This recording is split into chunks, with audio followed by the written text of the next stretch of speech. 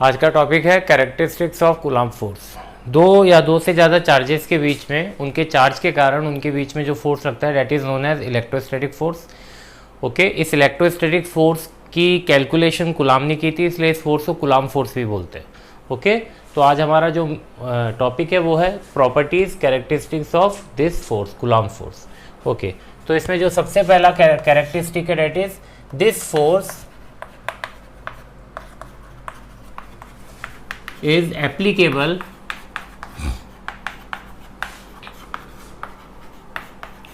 only for point and stationary charges। चूंकि नाम से ही जाहिर होता है इलेक्ट्रोस्टैटिक फोर्स, यानी इलेक्ट्रिक चार्ज कैसी कंडीशन में है, रेस्ट में है। चार्जेस अगर रेस्ट में रहेंगे तो उनके पीछे कौन सा फोर्स लगेगा, इलेक्ट्रोस्टैटिक फोर्स लगेगा।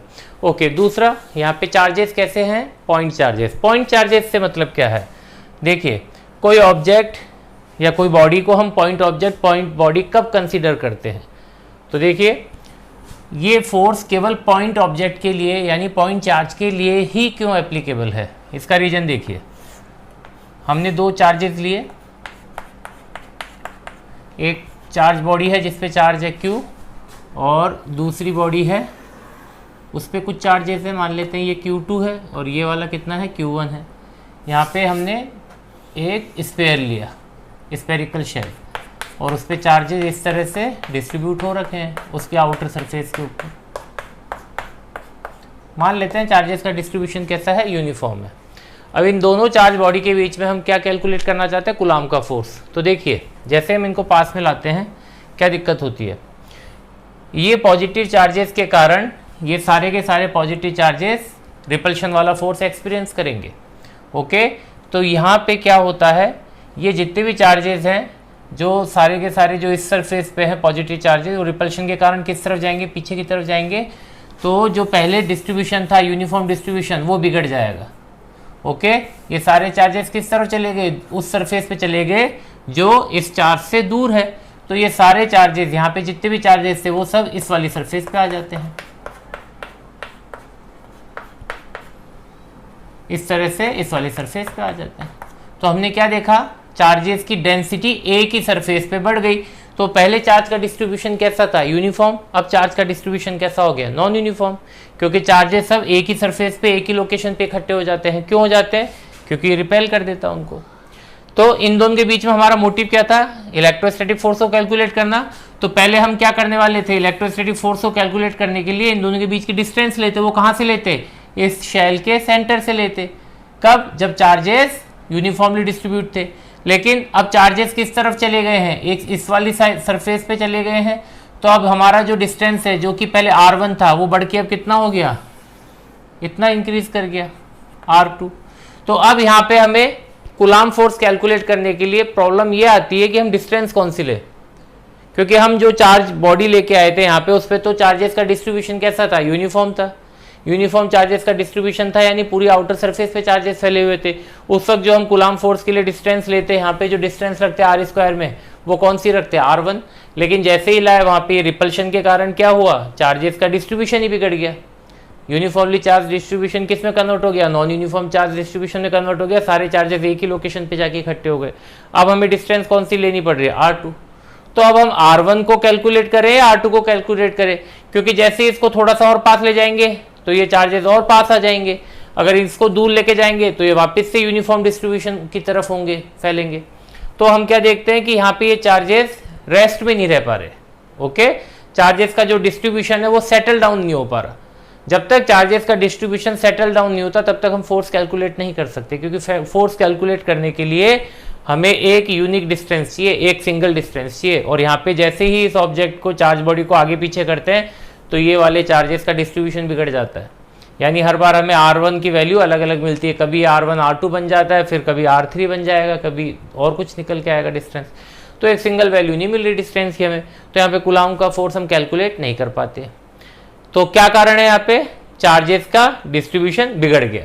ओके, अब दूसरा केस देखिए, हमने क्या करा, इस Q1 चार्जेस के सामने एक न्यूट्रल बॉडी ला के रखी ऐसे, इसका नेट चार्ज कितना है? अगर ये न्यूट्रल है तो नेट चार्ज कितना है? 0। It means number of positive and number of negative charges are equal inside. अब जैसे इस बॉडी को लाके रखते हैं Q1 वाली बॉडी को, हम क्या देखते हैं, इसके अंदर जो नेगेटिव चार्जेस हैं वो सारे के सारे इस सरफेस पे आ जाते हैं और पॉजिटिव चार्जेस सारे इस वाली सरफेस पे आ जाते हैं। इस चार्ज बॉडी को जैसे ही इस न्यूट्रल बॉडी के पास लाते हैं, ये क्या करता है? इंडक्शन वाला इफेक्ट दिखाता है। यहाँ पे ये इन चार्जेस को इंड्यूस करता है। ये charges, negative charges opposite charges को तो अपनी तरफ वाली सरफेस में ले लेता है और जो चार्जेस इसके सिमिलर है उनको रिपेल करके दूसरी वाली सरफेस पे भेज देता है। तो यहाँ पे हमें देखिए, जबकि इसका नेट चार्ज अभी भी कितना है? 0। इस वाली प्रोसेस के चार्जेस के सेपरेशन को हम क्या कहते हैं? पोलराइजेशन। और ये पोलराइजेशन किस इफेक्ट के कारण हुआ है? इंडक्शन के कारण। So due to induction the polarisation effect, the phenomena of polarisation takes place because of induction.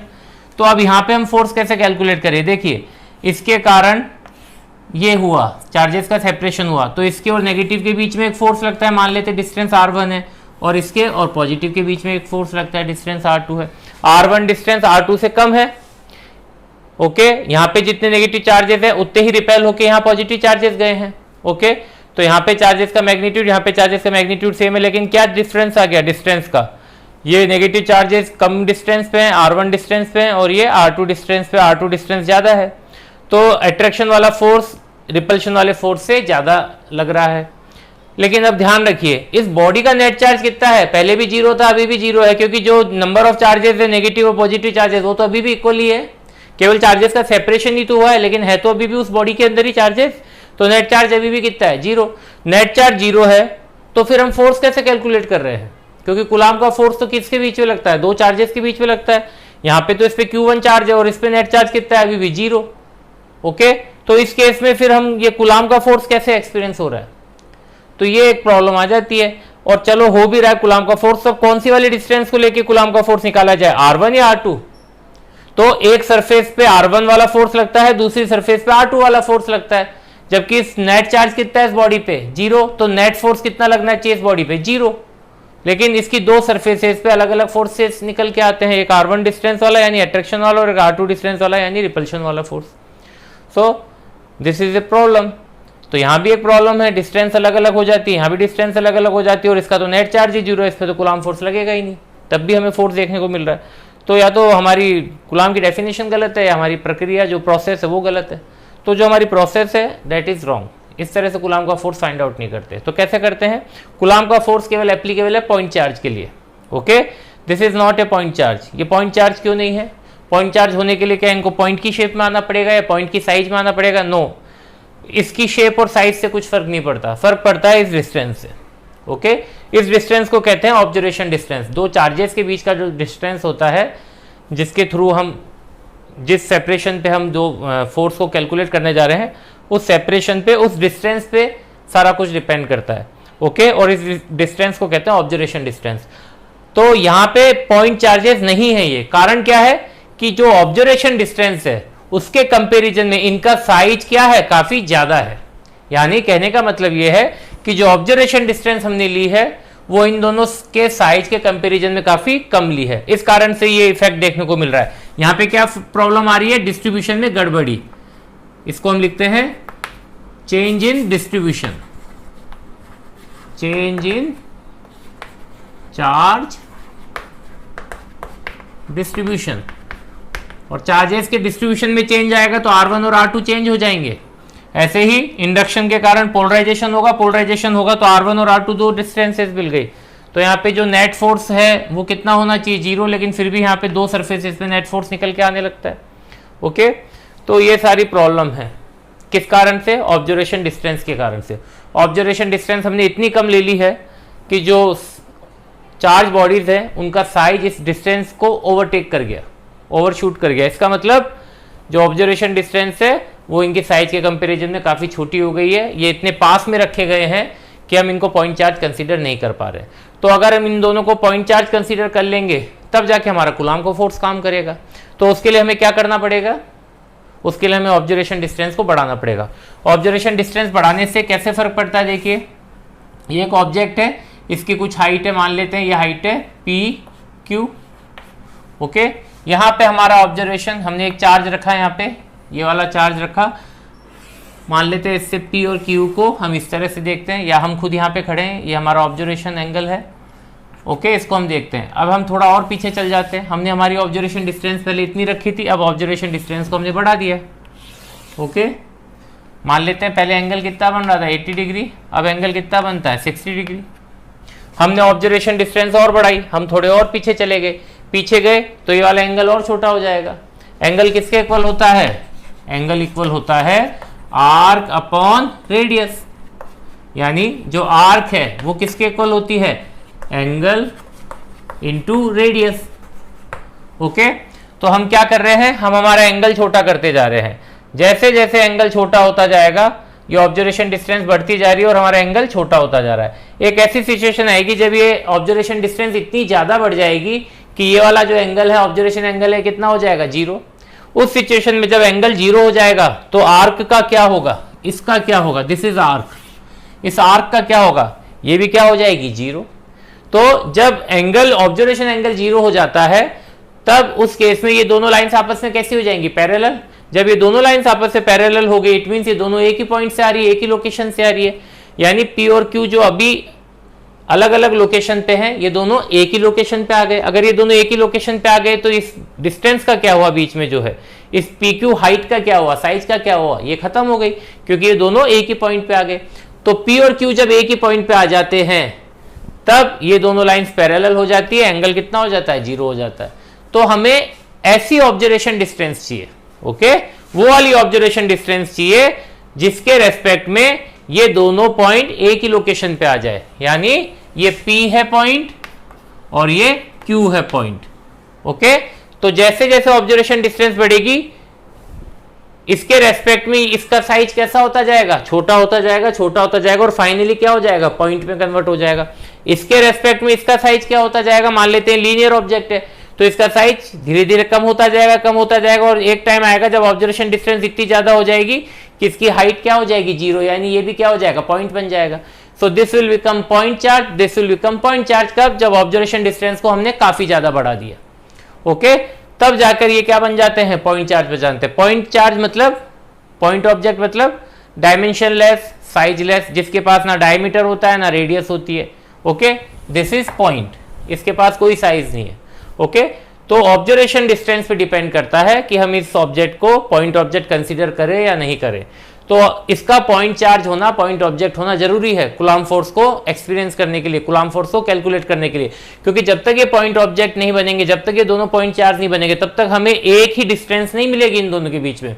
और हमारे कूलम्ब के फॉर्मूले के अंदर तो नीचे आर स्क्वायर, वो आर एक सिंगल वैल्यू है, सिंगल वैल्यू को रिप्रेजेंट करता है। तो हमें इन दोनों ऑब्जेक्ट्स के बीच में जो वैल्यू चाहिए आर क्यू कैसी चाहिए, एक यूनिक वैल्यू चाहिए, एक सिंगल वैल्यू चाहिए।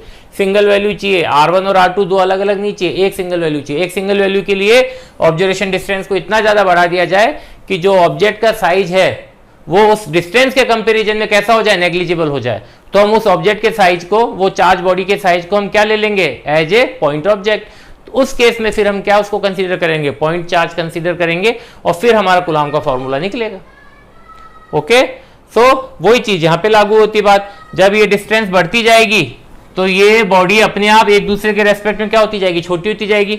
तो जब ये छोटी होती जाएगी तो पॉजिटिव और नेगेटिव चार्जेस सब एक ही लोकेशन पे आ गए। जब सभी एक ही लोकेशन पे आ गए तो नेट चार्ज कितना हो गया इसके ऊपर, 0। ओके, जब नेट चार्ज इसके ऊपर 0 है उस, और साथ ही साथ हमें एक ही डिस्टेंस मिल रही है, तो अलग अलग सरफेसेस नहीं मिलेगी क्योंकि सब एक ही जगह पे आ गई। तो हम ऑटोमेटिकली कह देंगे कि भैया यहाँ पे कूलम्ब फोर्स नहीं काम करेगा। क्यों, क्योंकि इसके ऊपर नेट चार्ज कितना है इसका, 0। लेकिन नेट चार्ज 0 होने के बावजूद अभी तो हमें यहाँ पे दो सरफेसेस पे फोर्स देखने को मिल रहा है। Okay, so this is not a coulomb force. Coulomb force के लिए इसका पॉइंट चार्ज होना जरूरी है, और जैसे ही ये पॉइंट चार्ज बनेगा यानी ये सारी की सारी सरफेस एक ही जगह पे आ जाएगी। उस केस में हमें पता चलेगा, क्योंकि माइनस और प्लस एक ही जगह पे आ गए सारे के सारे, तब उस केस में नेट चार्ज कितना है इसका, 0। और तब यहाँ पे R2 और R1 कैसे होगा, एक सिंगल वैल्यू होगी। R2 और R1 अलग अलग डिस्टेंस नहीं होगी, एक ही डिस्टेंस होगी इन दोनों के बीच में। Okay, so this is important. जो ऑब्जर्वेशन डिस्टेंस है उसी पे सब कुछ डिपेंड करता है कि जो ऑब्जेक्ट है उसको पॉइंट ऑब्जेक्ट यानी पॉइंट चार्ज कंसिडर किया जाए या नहीं किया जाए। कोई भी ऑब्जेक्ट कैसी भी शेप का हो, चाहे रेगुलर शेप का हो, चाहे रेगुलर शेप का हो, चाहे ऐसी शेप ट्राइंगल की शेप का हो। मान लेते हैं ट्राइंगल की शेप का कोई ऑब्जेक्ट है, इसको हमने चार्ज दिया, अब इसको पॉइंट चार्ज बनाना है। तो देखिए हमारी जो डिस्टेंस, मान लेते हैं ये ट्राइंगल हमारे सामने है, जैसे जैसे ट्राइंगल हमसे दूर होता जाएगा या हम ट्राइंगल से दूर होते जाएंगे, क्या होगा, इसकी जो साइड्स है, तीनों साइड्स हमारे कंपैरिजन में कैसी होती जाएगी, छोटी होती जाएगी। जैसे जैसे ऑब्जर्वेशन डिस्टेंस बढ़ेगा इसकी तीनों साइड्स छोटी होती जाएंगी। और एक सिचुएशन ऐसी आएगी, एक टाइम ऐसा आएगा जब ऑब्जर्वेशन डिस्टेंस इतनी ज्यादा हो जाएगी, तब ये तीनों साइड्स एक ही पॉइंट पे आ जाएंगी, एक ही लोकेशन पे आ जाएंगी। तो ये ट्राइंगल क्या बन जाएगा उस वक्त, पॉइंट ऑब्जेक्ट। एक्चुअल में साइज में या शेप में कोई चेंज नहीं आता है, ये तो with respect to observation point, with respect to observation distance ये चेंज देखने को मिलता है। फॉर एग्जाम्पल ये मेरे हाथ में एक लीनियर ऑब्जेक्ट है, चौक इसके पास लेंथ है, अगर मैं इसको अपने से दूर करता जाता हूं, यानी मैं अगर ऑब्जर्वेशन पॉइंट हूं और मैं अपने आप से इसको दूर कर रहा हूं, यानी ऑब्जर्वेशन डिस्टेंस को बढ़ा रहा हूं, तो हम क्या देखते हैं, धीरे धीरे इसकी लेंथ हमारे रेस्पेक्ट में कम होती जाती है। और फाइनली ये चौक मुझे क्या दिखता है, व्हाइट कलर का पॉइंट नजर आता है। ओके, अगर मैं इसको वापस से पास लाता हूं तो थोड़ी थोड़ी इसकी लेंथ दिखती है, और जब बिल्कुल पास में आता है तो पता चलता है ये लीनियर ऑब्जेक्ट है।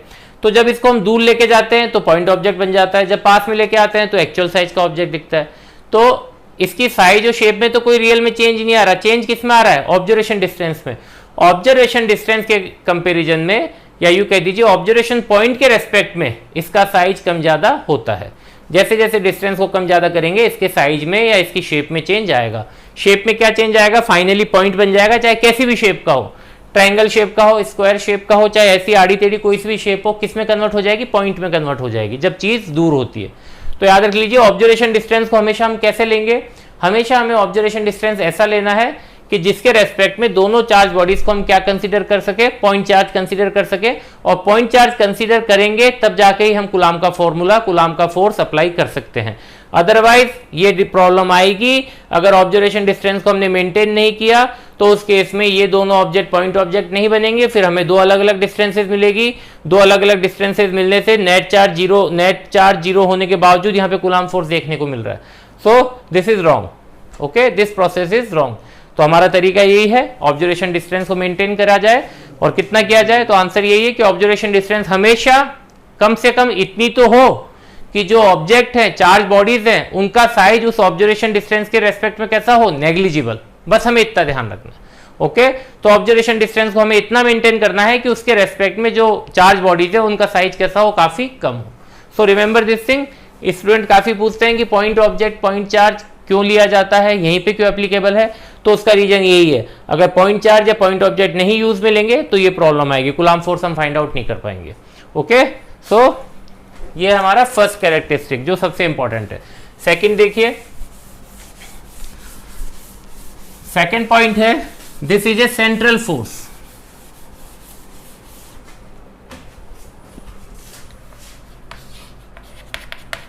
Electrostatic force is A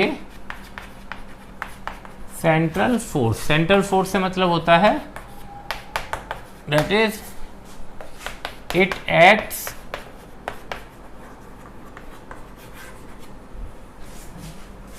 through the line joining the centers of the charges। Okay, ये दो बॉडी है, चार्ज बॉडी है। अब इनके बीच में हमें फोर्स कैलकुलेट करना है, तो हम डिस्टेंस को कहाँ से लें, तो ध्यान रख लीजिए चार्जेस का डिस्ट्रीब्यूशन देखना है, चार्ज के सेंटर से लेना है। ये ग्रेविटेशनल फोर्स नहीं है, हम ग्रेविटेशनल फोर्स को कैलकुलेट नहीं कर रहे हैं, हम उस फोर्स को कैलकुलेट कर रहे हैं जो चार्ज के कारण मिलता है, that is electrostatic force. Gravitational force mass के कारण मिलता है, इसलिए वहां पे जो हम लाइन लेते हैं वो centre of mass to centre of mass लेते हैं, यानी एक बॉडी के सेंटर ऑफ मास से दूसरी बॉडी के सेंटर ऑफ मास को लेते हैं, वो वाली डिस्टेंस लेते हैं हम फॉर्मूले के अंदर, ग्रेविटेशनल फोर्स के फॉर्मूले में। लेकिन ये फॉर्मूला किसका है, इलेक्ट्रोस्टैटिक का फॉर्मूला है, और किसके कारण बनता है ये फोर्स, इलेक्ट्रिक चार्जेस के कारण बनता है। तो यहाँ पे जो सेंटर्स लेने हैं वो किसके लेने हैं, चार्जेस के। अगर चार्जेस का डिस्ट्रीब्यूशन यूनिफॉर्म है, अगर जो शेप है वो रेगुलर है, तो ऑब्वियसली जो सेंटर ऑफ मास होगा वही सेंटर ऑफ चार्ज होगा। ये कोइंसिडेंस है, इत्तेफाक है, और ये हमारे लिए अच्छा है।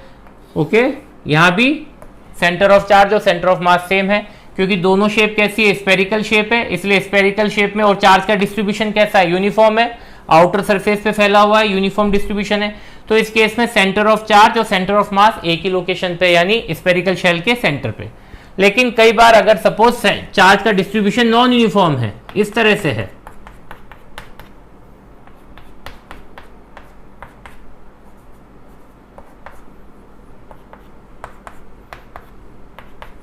इस वाली सरफेस पे चार्जेस कम है, इस वाली सरफेस पे चार्जेस ज्यादा हैं, क्योंकि ये सरफेस कुछ इरेगुलर टाइप की सी है मान लेते हैं। ओके, तब इस केस में क्या करेंगे, अब भी हम क्या सेंटर लेंगे क्या शेल का, नहीं, अब हम कौन सा सेंटर लेंगे, सेंटर ऑफ चार्ज। तो चार्ज की डेंसिटी जहां है ज्यादा है वहां से डिस्टेंस लेना है। तो इस केस में डिस्टेंस कहां से लेंगे, सेंटर से नहीं लेंगे, सेंटर के आगे से, यहां से डिस्टेंस लेंगे। ओके, सपोज इस चार्ज के बीच में, पॉइंट चार्ज के बीच में और इसके बीच में फोर्स निकालना है। तो यहाँ पे देखिए चार्जेस का डिस्ट्रीब्यूशन या चार्जेस की डेंसिटी ज़्यादा कहाँ पे, इस वाली सरफेस के पास में। तो चार्ज की जो ये वाली जो डिस्टेंस, ऑब्जर्वेशन डिस्टेंस, वो अब सेंटर से नहीं लेंगे, सेंटर के इधर से लेंगे।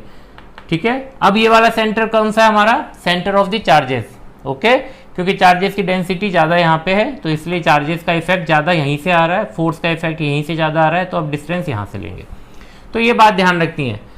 तो सेंट्रल फोर्स है ये, सेंट्रल फोर्स यानी उस लाइन के थ्रू, या लाइन ऑफ एक्शन वो वाली लाइन होगी जो कहां से काम करती है, सेंटर ऑफ द चार्जेस से। Okay, now third point is, this is a conservative force. जो कूलाम का फोर्स है, it is a conservative force.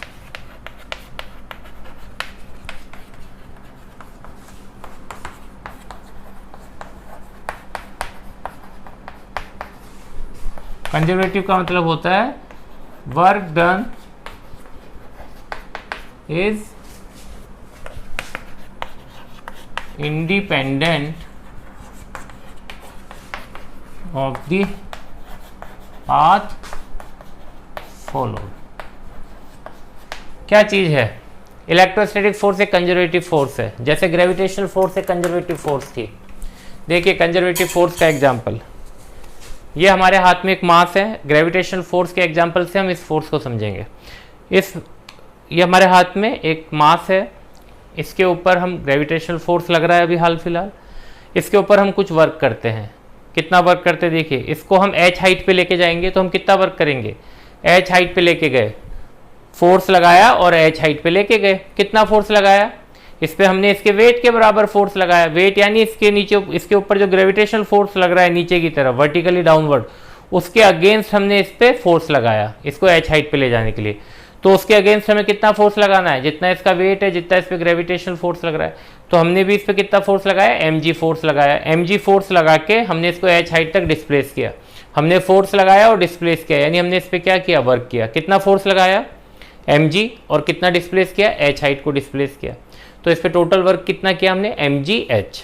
Okay, तो इस पे हमने h हाइट तक ले जाने के लिए इस पे वर्क किया mgh। अब इसको हम ऐसे सीधे रास्ते से ना ले जाके इसको ऐसे घुमा के लेके जाते हैं दूसरे रास्ते से। अब कितना वर्क किया, उसी हाइट पे लेके जा रहे हैं, h हाइट पे, तो अभी भी कितना वर्क किया, mgh। अब मैं सपोज इसको ऐसे नहीं करके ऐसे बहुत ऊपर लेके गए और लाके वहां ऊपर से छोड़ दिया, और किस हाइट पे पकड़ा है इसको, वापस से h हाइट पे। तो नीचे से वापस से कहां पे लेके आए इसको, h हाइट पे। तो चाहे ऐसे रास्ते से लेके जाइए, चाहे इसको सीधे रास्ते से लेके जाइए, हमने कौन सा पाथ चूज किया उससे फर्क नहीं पड़ रहा, वर्क डन हमेशा कितना आ रहा है, mgh। अगर हम सीधे वाले पाथ से चलते तो भी वर्क डन कितना है, mgh। अगर हम ऐसे घूम के जाते हैं तो भी h हाइट तक गए तो वर्क कितना है, mgh। तो ग्रेविटेशनल फोर्स के थ्रू अगर हम कोई वर्क कर रहे हैं, यहाँ पे ग्रेविटेशनल फोर्स के थ्रू कैसे वर्क कर रहे हैं हम, हमारा जो मस्कुलर फोर्स लगा रहे हैं वो किसके बराबर लगा रहे हैं, ग्रेविटेशनल फोर्स के बराबर ही तो लगा रहे हैं। क्योंकि इस ऑब्जेक्ट पे जो फोर्स लग रहा है नीचे की तरफ, ग्रेविटी का ग्रेविटेशनल फोर्स वो कितना mg, उतना ही तो फोर्स लगा के हम इसको ऊपर ले जाएंगे। ओके, तो हम ग्रेविटेशनल फोर्स के थ्रू वर्क कर रहे हैं। तो यहाँ पे ग्रेविटेशनल फोर्स के थ्रू हम वर्क कर रहे हैं। ये जो वर्क हम कर रहे हैं ये पाथ से इंडिपेंडेंट है। हम चाहे टेढ़े मेढ़े रास्ते से जाएं तो भी वर्क डन mgh, सीधे रास्ते से जाते हैं यानी शॉर्टकट से जाते हैं, शॉर्टेज डिस्टेंस से जाते हैं तो भी वर्क डन कितना है, mgh। तो इट मीन्स जो वर्क डन है वो पाथ पे डिपेंड नहीं कर रहा है। ओके, पाथ पे डिपेंड नहीं कर रहा है। क्यों? क्योंकि फोर्स कौन सा है? Gravitational force. Gravitational force is a conservative force. Okay, तो इस कारण से उसके थ्रू जो भी वर्क डन होगा that will independent of the path. वही चीज यहाँ पे है। इलेक्ट्रोस्टैटिक फोर्स यानी कूलॉम का फोर्स भी क्या है? कंजर्वेटिव फोर्स है। एक चार्ज पार्टिकल है, उसको हम ए पॉइंट से बी पॉइंट पे लेके जाएंगे तीन अलग रास्तों से, एक इस रास्ते से, एक इस वाले रास्ते से और एक इस वाले रास्ते से। एक चार्ज है क्यू चार्ज, इसको यहाँ से बी पे लेके जाना है। यहाँ पे हम इस पे फोर्स लगाएंगे और फोर्स लगा के इसको क्या करेंगे? डिस्प्लेस करेंगे, यानी हम इस पे क्या करेंगे? वर्क करेंगे। तो देखिए इस पे फोर्स लगाने के लिए हमें क्या चाहिए? इलेक्ट्रिक फील्ड चाहिए। हमने यहाँ पे एक इलेक्ट्रिक फील्ड का सेटअप किया। हमने इस तरह से इलेक्ट्रिक फील्ड का सेटअप किया कि ये वाला चार्ज इस रास्ते से चलता है। फिर इलेक्ट्रिक फील्ड को ऐसे सेटअप किया कि उसका ये वाले चार्ज पे फोर्स इस डायरेक्शन में लगता है और इस रास्ते से चलता है। फिर तीसरी बार इलेक्ट्रिक फील्ड को ऐसे सेटअप किया कि जो क्यू चार्ज है वो इस वाले रास्ते को चूज करता है जाने के लिए। तो तीन अलग अलग पाथ से हमने चार्ज को ए से बी तक शिफ्ट किया। पहले वाले पाथ पे वर्क डन W1, दूसरे वाले पे W2, तीसरी वाली पे W3। W1, W2, W3, ये वाला वर्क डन, ये वाला वर्क डन और ये वाला वर्क डन, तीनों अलग अलग पाथ के लिए है। ओके, लेकिन तीनों में जो हम वर्क कर रहे हैं उसके लिए जो हमने फोर्स चुना वो कौन सा है? Electrostatic force. ओके, तो इलेक्ट्रोस्टैटिक फोर्स होने के कारण electrostatic force is a conservative force, यानी जो पाथ है उस पे वर्क डन डिपेंड नहीं करेगा। यानी हम इस रास्ते से जाएंगे तो भी वर्क डन, और इस सीधे रास्ते से जाएंगे तो भी वर्क डन, और तीसरे रास्ते से जाएंगे तो भी वर्क डन। तीनों के अंदर वर्क डन कैसा मिलेगा? सेम मिलेगा। और वैसे भी हम जानते हैं वर्क डन किसके इक्वल होता है? Force into displacement. Force into displacement. Displacement क्या होता है? Shortest distance between two points. और ए और बी के बीच में शॉर्टेस्ट डिस्टेंस कौन सी होगी? ये इनिशियल पॉइंट है, ये फाइनल पॉइंट है। इन दोनों के बीच में जो शॉर्टेस्ट डिस्टेंस कौन सी होगी? इन दोनों को मिलाने वाली स्ट्रेट लाइन, यानी कि ये वाली।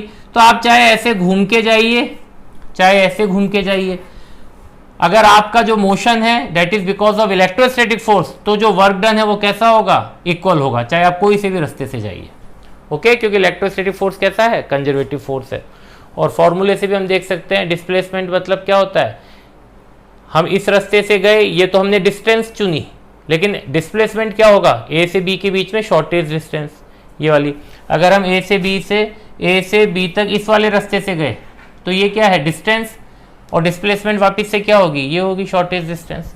तो यहाँ भी वर्क डन हम फॉर्मूले के थ्रू देखेंगे तो भी कैसा है? सेम है, तीनों पाथ पे डिपेंड नहीं कर रहा। सो कंजर्वेटिव फोर्स होने के कारण work done does not depend on the path. Now this is conservative, this is central force, this is attractive and repulsive in nature. Fourth point, electrostatic force is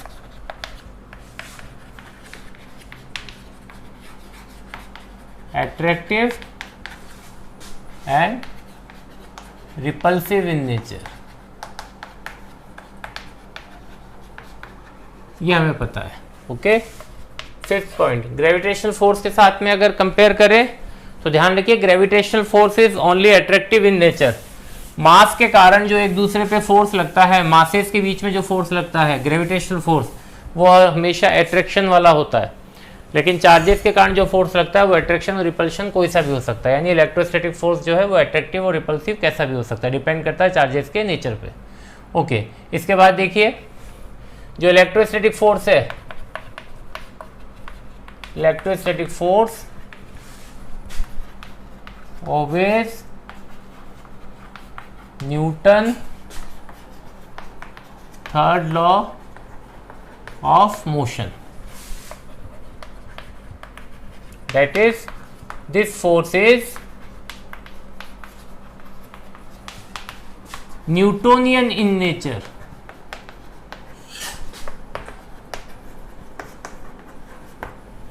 okay, दो charges Q1 और Q2, Q1 Q2 पे force लगाता है इस direction में F21, Q2 Q1 पे force लगाता है इस डायरेक्शन में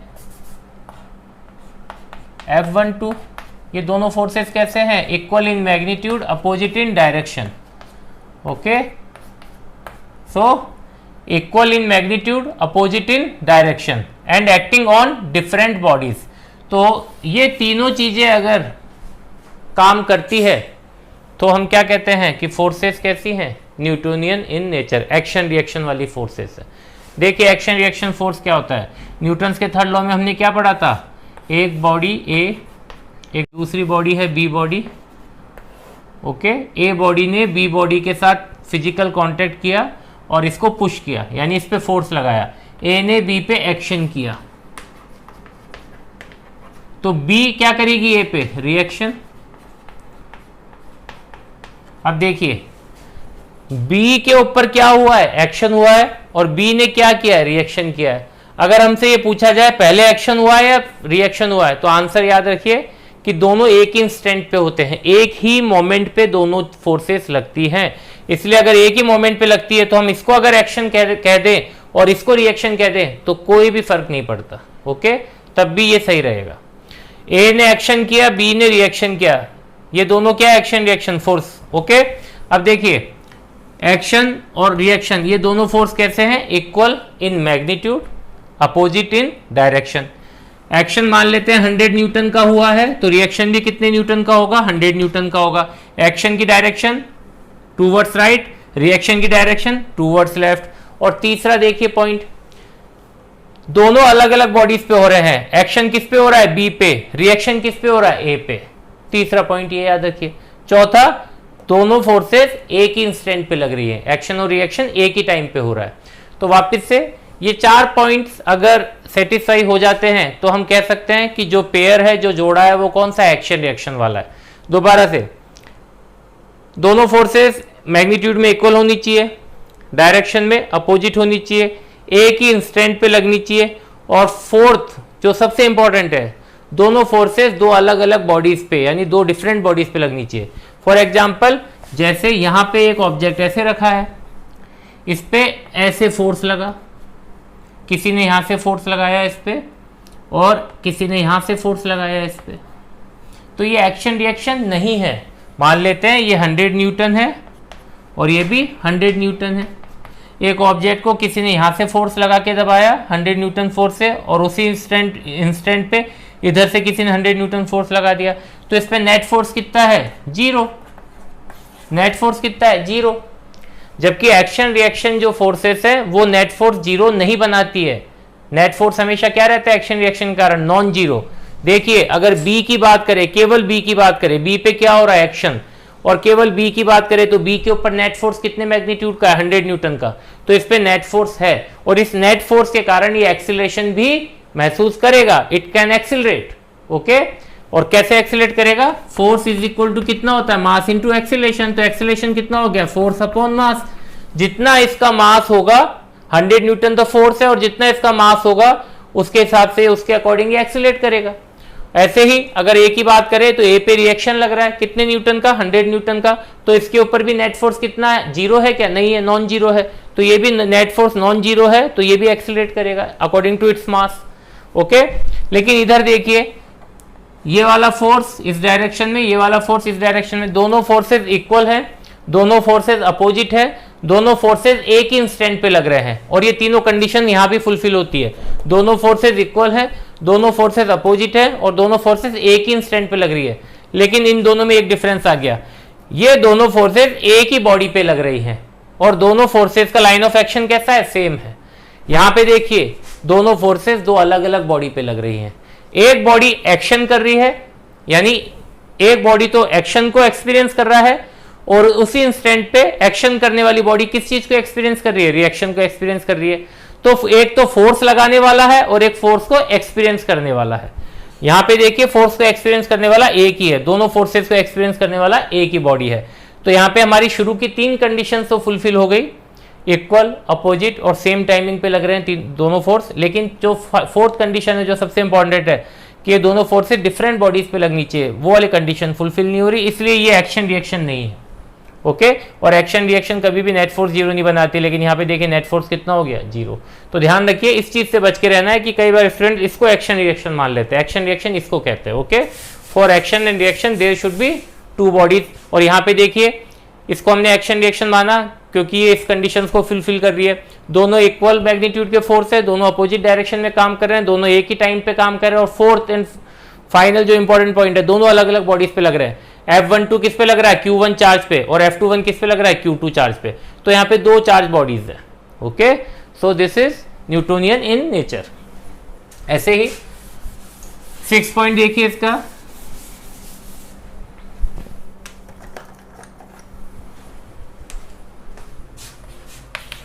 दिस फोर्स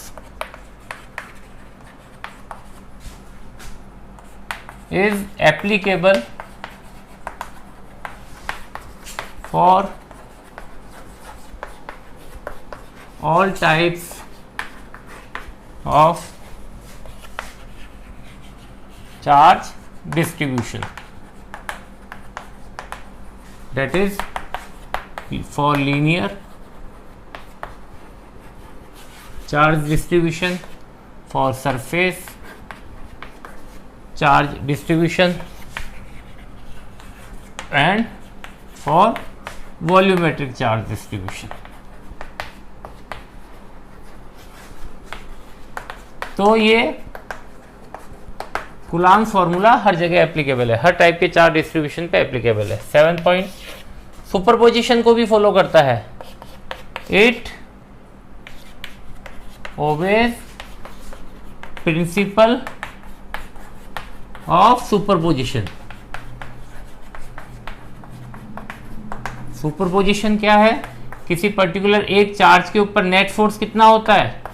बहुत सारे चार्जेस हैं, उन सब चार्जेस के कारण एक चार्ज के ऊपर फोर्स निकालना है, तो उन सब का क्या एडिशन कर लेना, उन सब चार्जेस के जितने भी इंडिविजुअल फोर्सेस हैं उनका वेक्टर एडिशन कर लीजिए।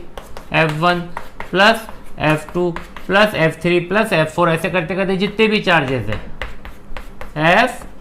NH चार्जेस, सारे के सारे चार्जेस का हम इंडिविजुअल इलेक्ट्रोस्टैटिक फोर्स लेंगे, उसको आप वेक्टर एडिशन कर देंगे।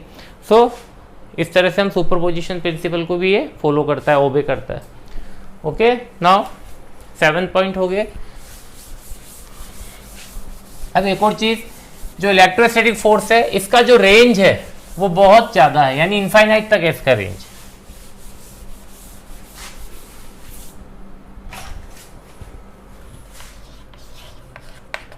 Electrostatic force has is of infinite range, but effective more at the distance more than nuclear distance,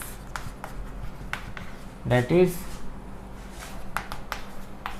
10⁻⁻15 meter. Okay, below this distance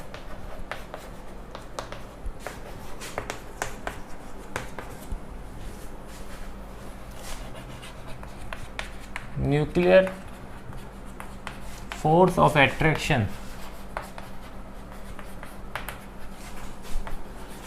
becomes dominant over electrostatic force। देखिए इसका मतलब क्या है, ये एटम का सेंट्रल कोर, इसको हम कहते हैं न्यूक्लियस। न्यूक्लियस के अंदर कौन रहते हैं? सारे पॉजिटिव चार्जेस यानी प्रोटॉन्स। और देखिए सवाल हमेशा यही मन में उठता है कि कूलाम्ब फोर्स के अकॉर्डिंग सिमिलर चार्जेस एक दूसरे को क्या करते हैं? रिपेल करते हैं। अगर यहाँ सारे प्रोटॉन्स एक साथ रह रहे हैं तो ये क्या एक दूसरे को रिपेल नहीं कर रहे, यानी एक दूसरे पे कूलाम्ब का फोर्स अप्लाई नहीं कर रहे? कि तो आंसर है नहीं कर रहे। क्यों? क्योंकि जो न्यूक्लियस का साइज है वो किससे कम है? 10⁻⁻15 मीटर से कम। ओके, और इसके नीचे इलेक्ट्रोस्टैटिक का फोर्स काम नहीं करता है। इसके नीचे किसका फोर्स काम करता है? इसके नीचे किसकी दादागिरी चलती है? दैट इज न्यूक्लियर फोर्स की। तो ये वाला जो पोर्शन है न्यूक्लियस का जो साइज है इसके अंदर किसकी चलती है? न्यूक्लियर फोर्स की। इसके बाद किसकी चलती है? इलेक्ट्रोस्टैटिक फोर्स की। तो 10⁻⁻15 मीटर के बाद से इलेक्ट्रोस्टैटिक फोर्स काम करना शुरू करता है, और कहां तक काम करता है? इनफाइनाइट तक। ओके, वापिस से इसके अंदर क्यों नहीं काम कर रहा? क्योंकि इसके अंदर कौन सा वाला फोर्स ज्यादा पावरफुल है? वो है nuclear force, nuclear force of attraction. तो इन चार्जेस के बीच में कूलाम्ब फोर्स लग रहा है, लेकिन कूलाम्ब फोर्स को कौन ओवर कर रहा है, ओवरटेक कौन कर रहा है, न्यूक्लियर फोर्स।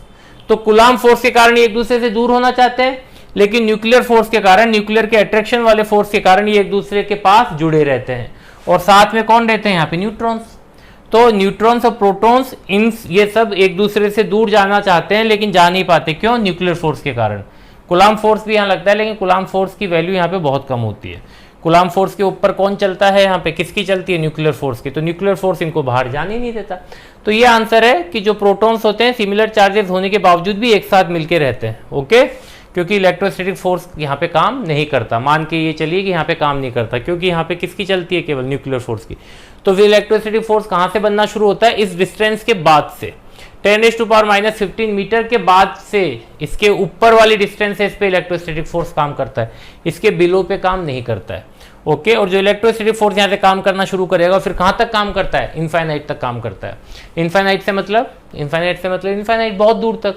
सपोज हम यहाँ पे खड़े हैं, हमारे मोबाइल फोन रखा है पॉकेट में, और पॉकेट में मोबाइल फोन रखा है। मोबाइल फोन क्या, एक चार्ज पार्टिकल चार्ज होता है उसके अंदर। तो उस पर जो सिग्नलिंग वगैरह आते हैं वो कहाँ से आते हैं, स्पेस से आता है सारा कुछ। कम्युनिकेशन वगैरह जो भी है, टावर के थ्रू जो भी हम सिग्नल्स वगैरह है, वो उसका मेन कहाँ से होता है, स्पेस से होता है, सैटेलाइट्स के थ्रू होता है, ओके। तो वो सब क्या है, इनफाइनाइट डिस्टेंस पे हमारे रेस्पेक्ट में, तो वहाँ से सारे सिग्नल्स वगैरह आ रहे हैं। तो इलेक्ट्रोस्टैटिक फोर्स या इलेक्ट्रिक फील्ड जो भी है वो कहाँ तक है, उसकी रेंज इनफाइनाइट तक है, ओके। सो ये 8 पॉइंट हो गया। 9 पॉइंट देखिए, ग्रेविटेशनल फोर्स की तुलना में ये फोर्स बहुत पावरफुल होता है। सो इलेक्ट्रोस्टैटिक फोर्स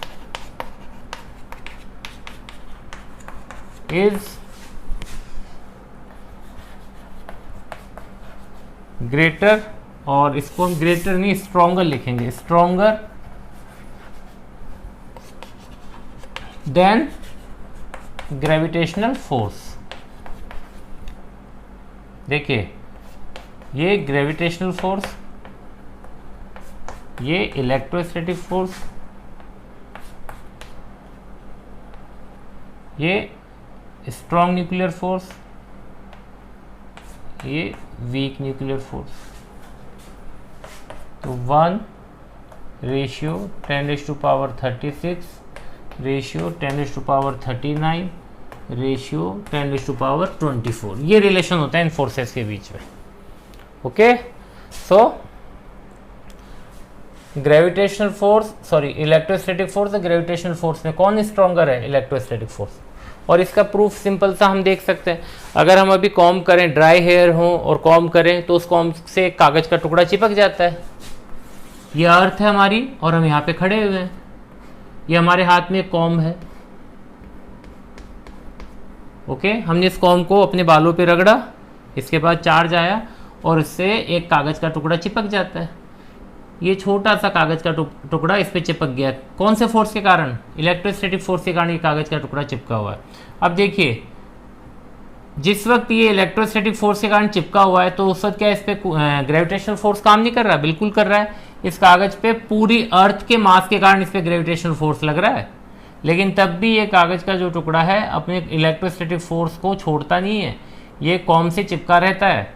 इट मीन्स जो इलेक्ट्रोस्टैटिक फोर्स है वो स्ट्रॉन्गर है किससे, ग्रेविटेशनल फोर्स से। ग्रेविटेशनल फोर्स की डायरेक्शन क्या होती है, vertical downward towards the centre of the earth. तो अर्थ इसको अपने सेंटर की तरफ खींच रही है, किस वक्त, जिस वक्त ये इलेक्ट्रोस्टैटिक फोर्स के कारण चिपका हुआ है कॉम से, उस वक्त। लेकिन फिर भी ये छोड़ के नहीं आता है नीचे, तो it means electrostatic force is stronger than gravitational force. तो ये तो हमने कई बार किया है प्रैक्टिकल, ओके। तो ये 9 पॉइंट हो गए अपने। Now this force is independent of third party, ये भी ध्यान रखिए। Electrostatic force between two charges is independent of the presence or absence of the third charge in the surrounding. तो देखिए इसका मतलब क्या है, दो चार्ज हैं Q1 और Q2, इनके बीच में फोर्स लग रहा है मान लेते हैं 100 न्यूटन का।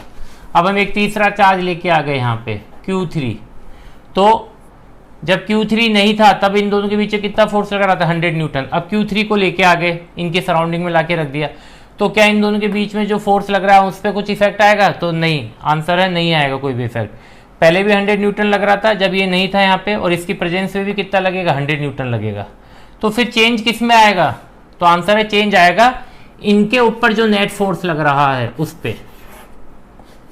ओके, 100 न्यूटन लग रहा है Q1 और Q2 के बीच में, पहले भी 100 न्यूटन लग रहा था, अभी भी 100 न्यूटन लगेगा, लेकिन नेट फोर्स चेंज हो जाएगा। इंडिविजुअल चार्जेस पे जो नेट फोर्स है वो चेंज हो जाएगा। जब Q3 नहीं था यहाँ पे तो इन दोनों के ऊपर नेट फोर्स कितना लग रहा था 100 न्यूटन, इसके ऊपर 100 न्यूटन उस डायरेक्शन में, इस Q1 पर 100 न्यूटन इस डायरेक्शन में, लेकिन अब इंडिविजुअल फोर्सेस में चेंज आ जाएगा। अब इसके ऊपर हो सकता है ज्यादा फोर्स लगे, Q2 के ऊपर अब 100 न्यूटन से ज्यादा क्यों लगेगा या कम क्यों लगेगा? क्योंकि Q3 भी लगाएगा फोर्स। ओके, तो Q3 लगाता है इस डायरेक्शन में कुछ फोर्स, Q1 लगाता है इस डायरेक्शन में कुछ फोर्स।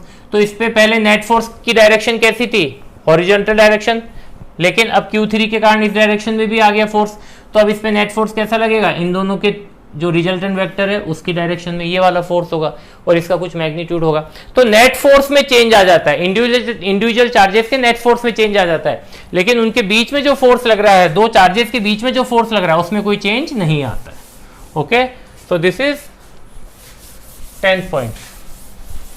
और यही ग्रेविटेशनल फोर्स के अंदर देखने को मिलता है, दो मासेस के बीच का जो फोर्स है वो तीसरे मास की प्रेजेंस और एब्सेंस से अनअफेक्टेड होता है।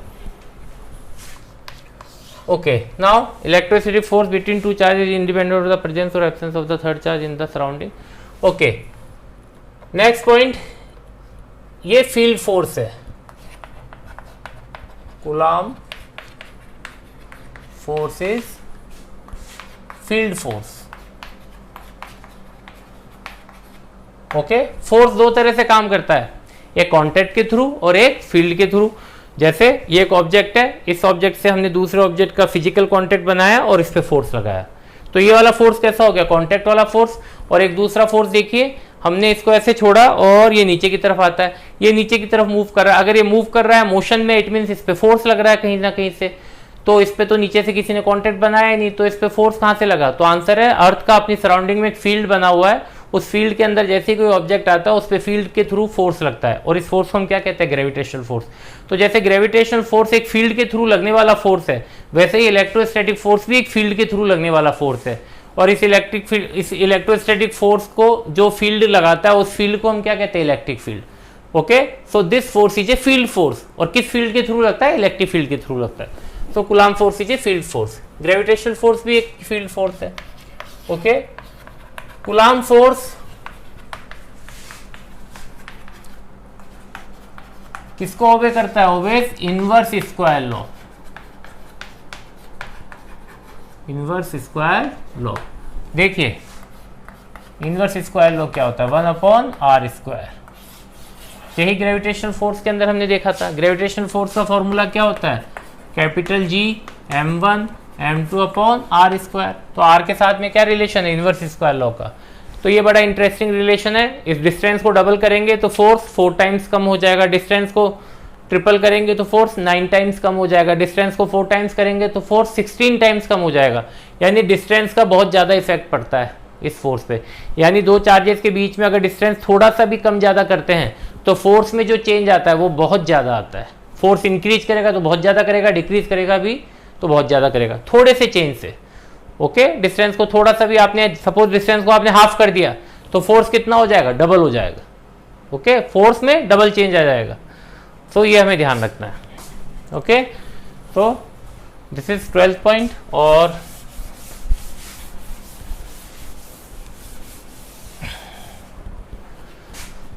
और इसके अंदर कोई पॉइंट बचता है? यस, एक पॉइंट और है।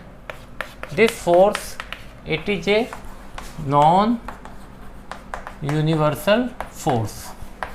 इसका मतलब क्या है? देखिए बहुत इंपॉर्टेंट है। हमारा कूलॉम फोर्स का फॉर्मूला क्या है? General formula 1/4πε0 into εr Q1 Q2/r²।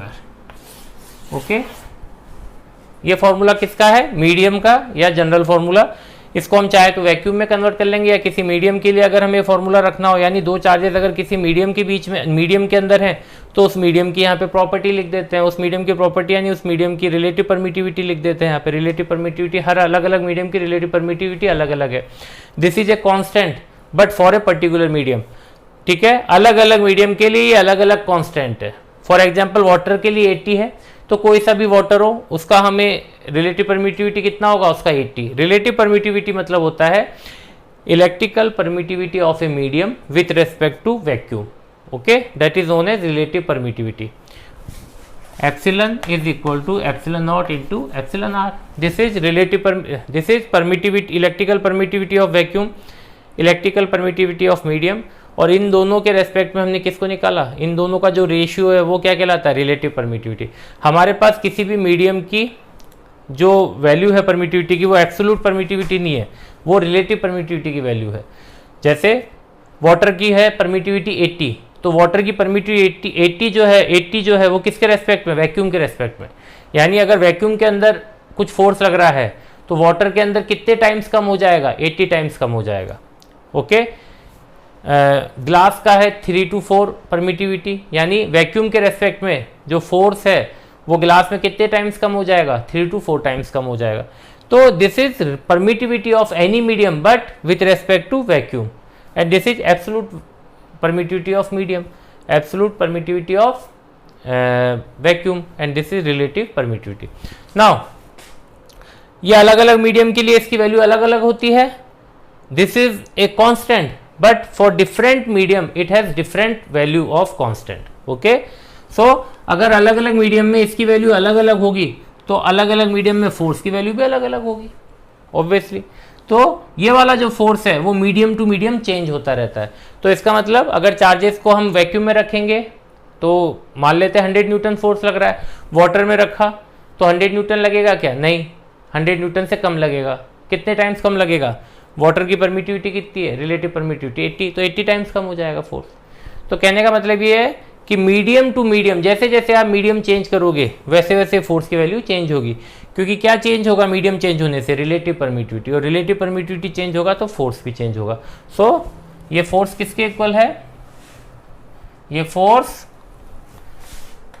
ध्यान रखिए मीडियम का फोर्स है, और 1/4 pi epsilon not Q1 Q2 upon R square, इसको हम क्या लिखते हैं, वैक्यूम, नीचे एप्सिलॉन R, और एप्सिलॉन R ये हमेशा क्या होता है, 1 से ज़्यादा होता है।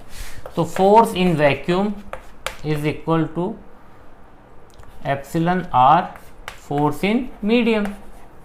एप्सिलॉन R की वैल्यू हमेशा 1 से ज़्यादा है, तो फोर्स इन वैक्यूम हमेशा मीडियम से ज़्यादा होगा। Force in vacuum is more than force in medium. तो याद रखिए इसलिए ये नॉन यूनिवर्सल फोर्स है। क्यों, क्योंकि इसका जो कांस्टेंट है, फोर्स फॉर्मूले में जो कांस्टेंट है ये यूनिवर्सल कांस्टेंट नहीं है। मीडियम टू मीडियम इसकी वैल्यू चेंज होती है, अगर मीडियम टू मीडियम इसकी वैल्यू चेंज होगी तो फोर्स की वैल्यू चेंज होगी। मीडियम के अंदर अलग अलग मीडियम में अलग अलग फोर्स लगेगा। So this is non universal force. जबकि ग्रेविटेशनल फोर्स के अंदर याद रखिए ये जो कांस्टेंट है ये यूनिवर्सल कांस्टेंट होता है, इसलिए ग्रेविटेशनल फोर्स यूनिवर्सल फोर्स होता है। m1 और m2 ये दोनों मासेस को आपने अर्थ पे रखा, मान लेते हैं 100 न्यूटन फोर्स आ रहा है। इन दोनों मासेस को आपने उसी डिस्टेंस पे अगर वाटर में रखेंगे तो भी 100 न्यूटन फोर्स आएगा, किसी और मीडियम में रखेंगे तो भी कितना आएगा, 100 न्यूटन, किसी और प्लेनेट पे ले गए तो भी कितना फोर्स होगा, 100 न्यूटन। यानी मीडियम टू मीडियम ये ग्रेविटेशनल कांस्टेंट की वैल्यू चेंज नहीं होती, इसलिए इस फोर्स की वैल्यू चेंज नहीं होती, इसलिए gravitational force is a universal force. ये एक डिफरेंस है इन दोनों के बीच में। So this is all about properties and characteristics of coulomb force.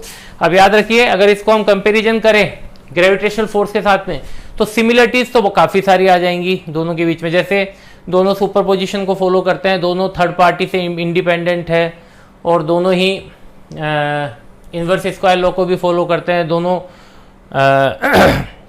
Central forces हैं, दोनों फील्ड फोर्सेज हैं। तो सिमिलरिटीज तो काफ़ी सारी है।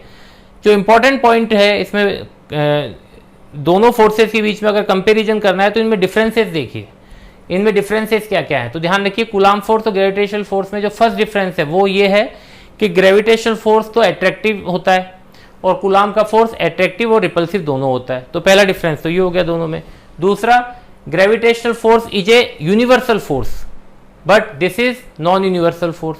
ओके, तीसरा, gravitational force is weaker than the electrostatic force. Okay, कमजोर होता है ग्रेविटेशनल फोर्स किससे? इलेक्ट्रोस्टैटिक फोर्स से। तो ये तीन डिफरेंसेस कूलाम्ब फोर्स और ग्रेविटेशनल फोर्स, इनके बीच में हमें आने चाहिए। सिमिलरिटीज तो हम काफी सारी इनके बीच में देख सकते हैं।